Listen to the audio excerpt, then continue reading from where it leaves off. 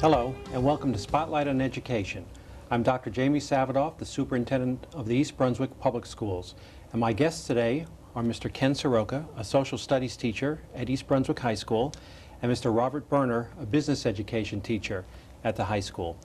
These two gentlemen teach a course called International Business and Politics, which has become a very popular course in the last few years at East Brunswick High School.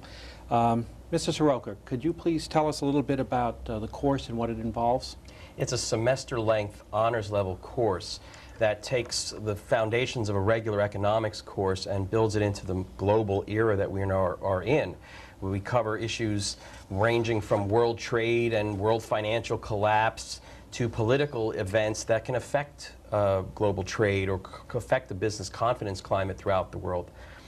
It was put together with the purpose of preparing the students for college, where the application of economic principles is more stressed than it would be in a general economics course in high school.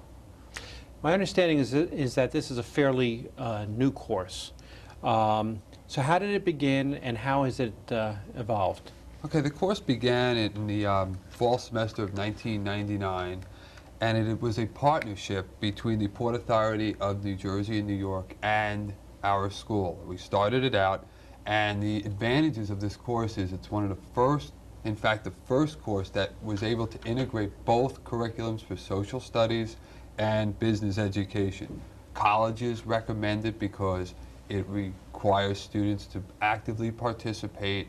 Students have to write, they have to be able to present, and they also have to be able to know current issues such as like the Argentina problems with currency, OPEC with the oil now, and also obviously 9/11. And with both of our backgrounds, plus we're friends as well, so we had a chance to really work to cooperate to create the curriculum from scratch. We were given a tremendous latitude from our bosses, Hank Stankiewicz, and at the time Paul Cohen, who was the social studies supervisor, to create this course the way we saw global economics taking off, because there was really no practical guide to start with. This was the first course that even attempts in the state to do this kind of work. Let me go back to the Port Authority for a moment. How did the Port Authority of New Jersey and New York get involved in this project? Okay, back in early 1999, we had a visit from a Richard Graziano who teaches at Kingsborough County College in New York, and what he did is he brought us this game, Port Sport, which basically he brought together, and what it does is it shows the whole channel of distribution from a product from the beginning country, from where it is made, all the way to the end consumer here in the United States. And we use that game as a part of a teaching part of the course so that students see all of the distribution ways in which products get to the end consumer. And the Port Authority was very cooperative up until September 11th with us. We have had field trips to the port facilities in Elizabeth and Newark. A retired gentleman who worked for the Port Authority would give us the tour. We would have Customs come out and do a demonstration as to what they do in terms of their operations, come out with the dog and sniff around and show how they train their dogs. The Port Authority was looking for an opportunity to increase the education and awareness of global business in the high school community.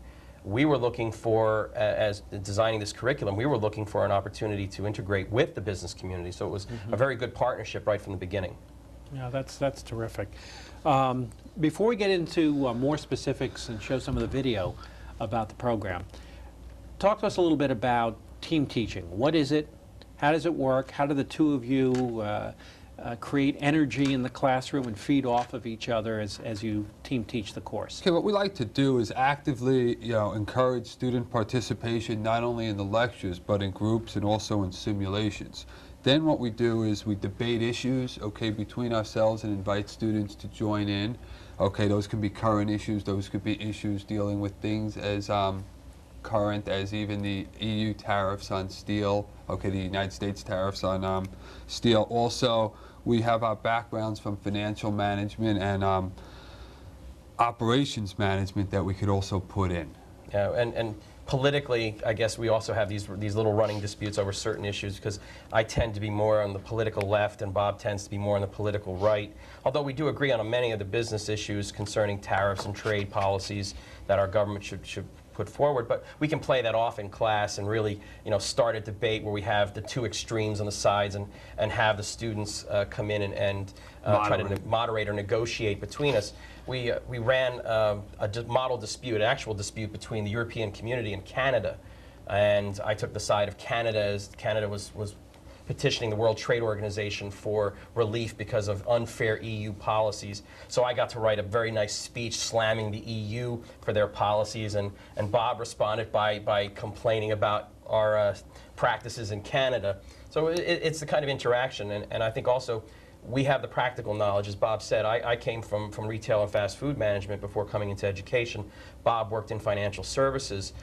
So we have the practical hands-on as well as the theoretical of our particular disciplines. Well, let's digress for a second, because that's fascinating to me, that both of you came from a business background and now have ended up in education. What made you decide that you wanted to leave the business world and teach kids? Well, at the time, I mean, I can't say it was financially, because I was making a sizable salary for the time, but I just didn't feel useful.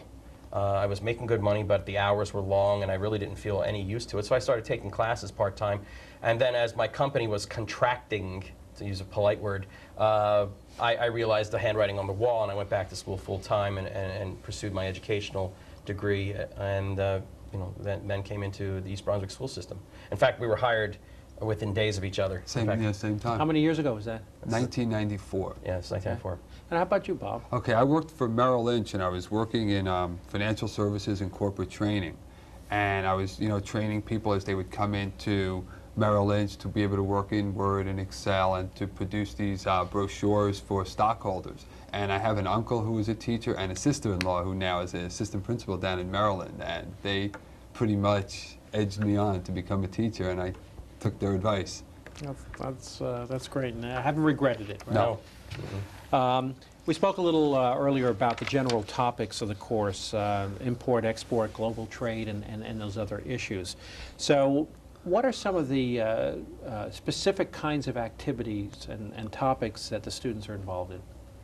Okay, there is an import project in which students are in charge of picking a product produced in a foreign country and go through all of the distribution channels in marketing that product in the United States. So they have to obviously go through the process of importing it in customs. They also have to look at New Jersey and federal programs that will help them for government and financial assistance. Now, the portions of the project that they're broken into, and we like to do this because there are certain kids that have interest in different topics. So there is a finance area for the kids that want finance later on. There's a legal area. There's also a marketing area. And then there is the transportation and warehousing, which is what's known as logistics today. And that project takes up part of the first quarter of the course. We also are involved right now in the second quarter in a developmental project, a kind of sustainable global development project where we take a situation, either theoretical or we can work around a real situation, and build and have these students understand that long-term financial health in a poor country or developing country requires more than just lending them money. It's infrastructure repairs, it's social policy repairs, it's the need to clean up the environment, to bring in indigenous peoples, native peoples into the society rather than exclude them. So they're working on that right now. We also have them do a lot of internet research because much of the material that we use literally comes from the current pages of newspapers, magazines, current documents issued by the World Trade Organization, for example, with this dispute now between the United States and the European community over steel tariffs. Those things happen. We basically rip them right off, put them right into the class, and that's one of the good things about this class is that it is so flexible, and it just so happens that every semester we get one crisis that blows up that we can use in the class. Mm-hmm. You've had a few now, particularly right. you mentioned Argentina and 9/11. And 9/11. Now the oil. And the oil. So and the tariffs. Yeah, so we've got our hands full. Something always happens. Yeah. We have a video clip of the students participating in the OPEC simulation. So could you please describe, how the simulation works and what the students are discussing in the activity? Okay, the OPEC nations, there are 11 nations in OPEC. They form a cartel. Cartel is a form of business structure that we deal with in class. We give them introductory material so that they understand the rationale behind a cartel.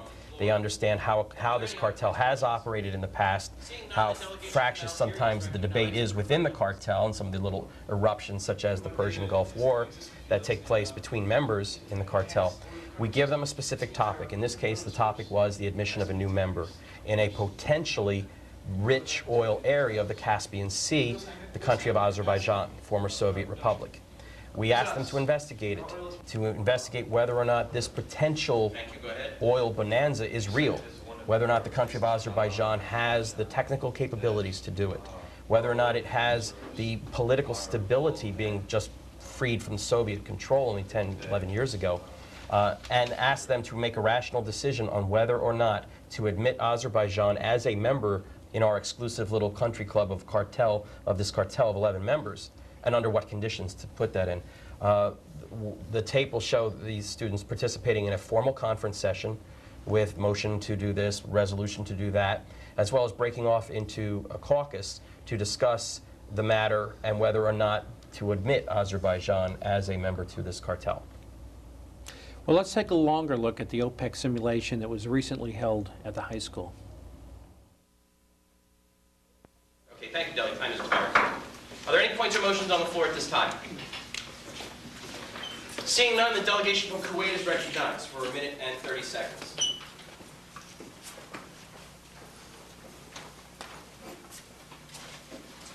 How will you be yielding your time, delegates? Delegates will take questions at end.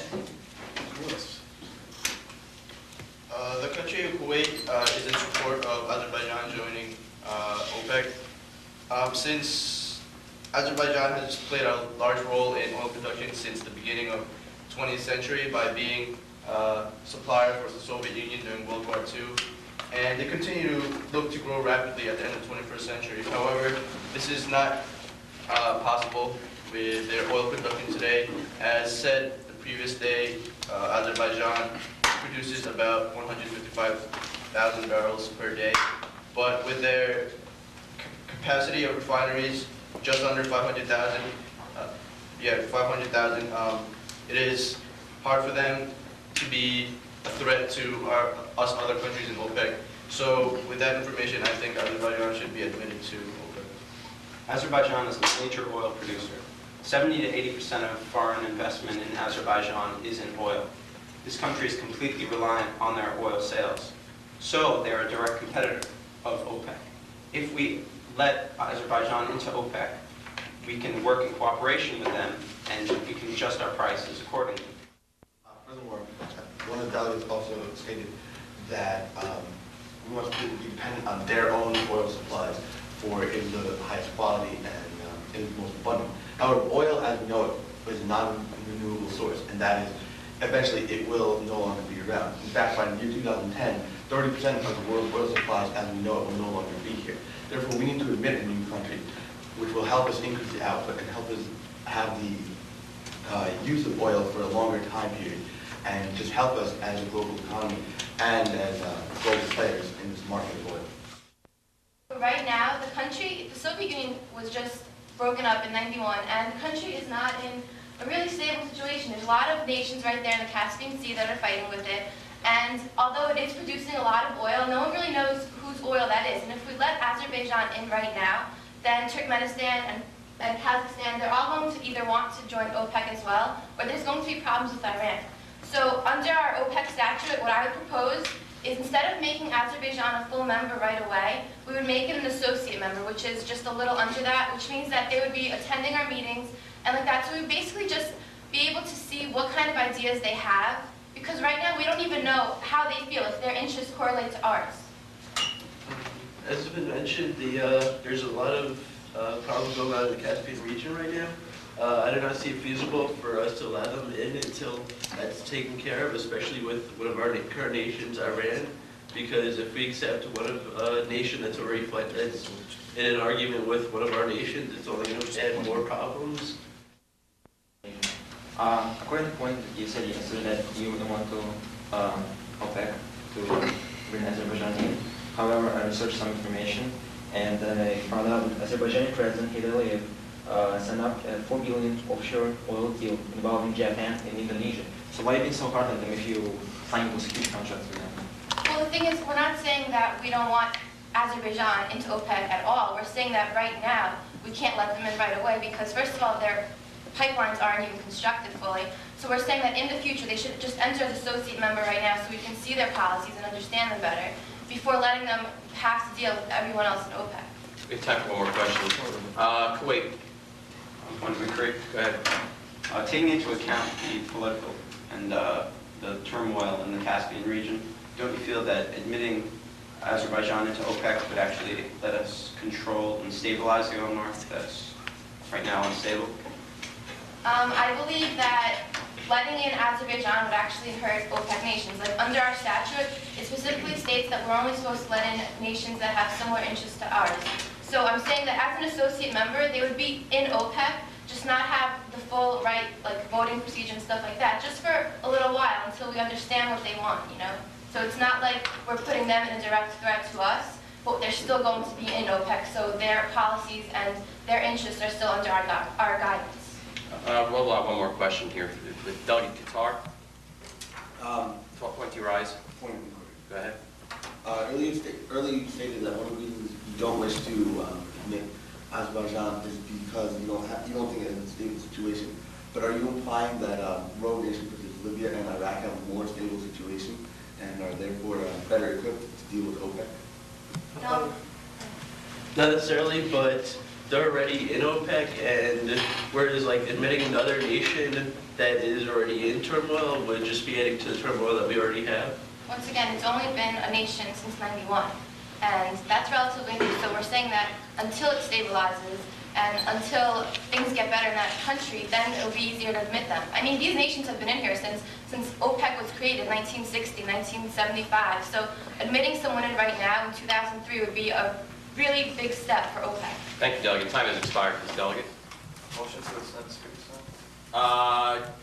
I'm going to rule that motion out of order right now because we only have one more speaker on the list, but I will consider it if we do go back to the speakers list. Does the delegate withdraw the motion? Yes. Thank you, delegate.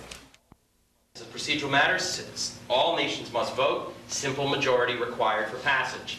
All those in favor of a 10-minute unmoderated caucus, please signify by raising your placards.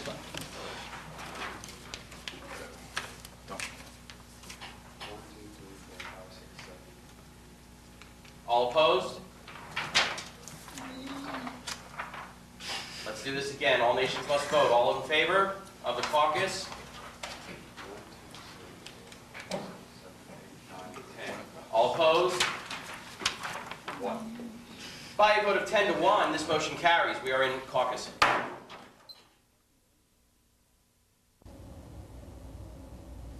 We were talking earlier about the relationship to current events and current, things that are happening in the world.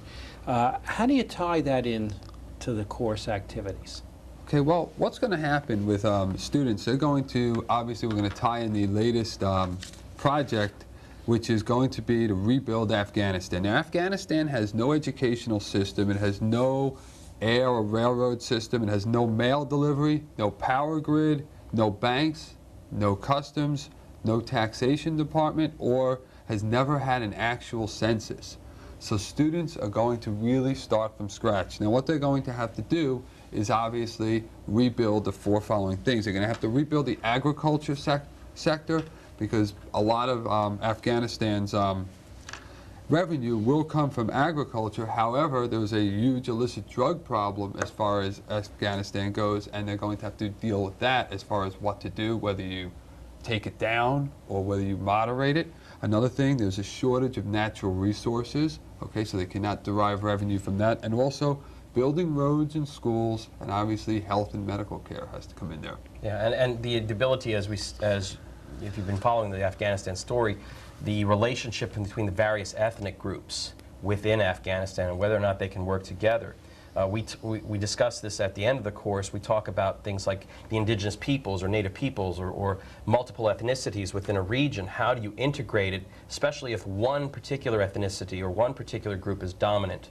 In most cases, they push them to the fringe of society, not just socially but economically.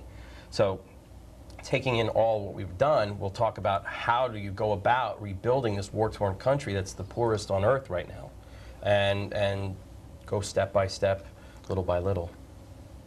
You spoke earlier of tying the events of September 11th into your course as well. Can you tell us how you work that in? Well, obviously when we were teaching it in the first quarter, dealing with the shock, the business shock wave, looking at the confidence in foreign trade, looking at the reaction of customs. For example, we were unable to go on our Port Authority trip because of that, but to look at how customs would respond now to potential threats to our shipping, the importation of illegal substances, potentially damaging weapons, and how they would operate.